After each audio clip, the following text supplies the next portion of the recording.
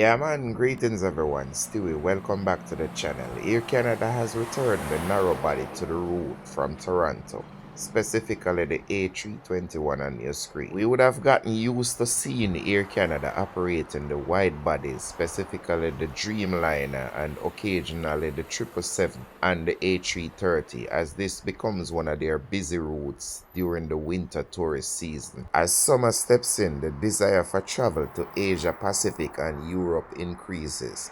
These are long-haul flights and do require these wide-body aircraft, so they're taken from these less busy routes in the summer months. So this is no surprise for me and those who are following this channel, as we are used to seeing Air Canada disappear around the end of April. That doesn't mean Air Canada abandons the route. What it usually does is replace it with what you could say is their budget carrier, Rouge Airline, and only appears if the demand arises with the wide bodies. So I guess it's fair to say the numbers are going down as it normally does outside of the winter tourist season, but do not lose hope, because remember, we have our first A350 which is scheduled to start arriving in June into Montego Bay from Europe. And as we always say on this channel, you never know who or what will show up next at this airport in Jamaica.